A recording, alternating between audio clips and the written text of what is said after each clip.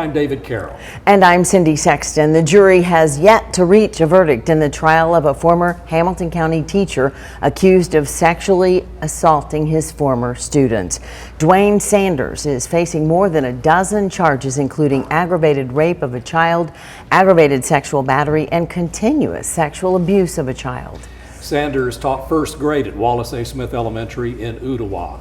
Our Madison Sims has been covering the trial and has the latest for us.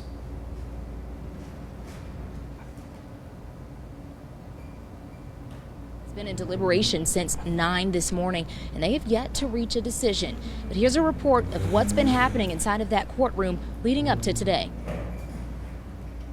The state was the first to give closing arguments on Wednesday. They played video of each of Sanders' first grade students during their forensic interviews. Prosecutor Nicole Evans told the jury, this isn't the time to be sympathetic. They experienced every touch.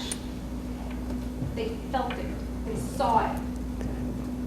He assaulted them. That means they are credible because they were there. There's no distraction big enough to forget a grown man is touching their genitals. Evans says with all of the evidence combined, it's only reasonable to believe the children's testimony is true, despite inconsistencies in their testimonies. Inconsistencies don't equal reasonable doubt.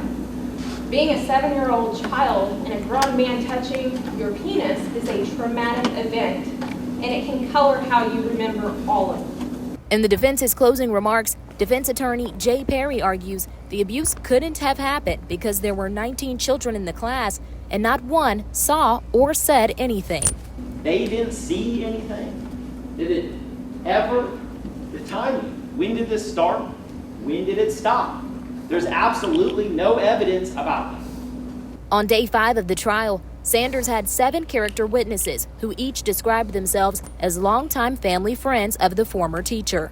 They each talked about how Sanders would never commit the crime he's being accused of. In her closing arguments, prosecutor Stephanie Brown said these witnesses weren't in Sanders' class to witness the abuse the students claim happened. 7 people that the defense brought in that was not in that classroom. They weren't there. Those 7 little boys were, and guess what?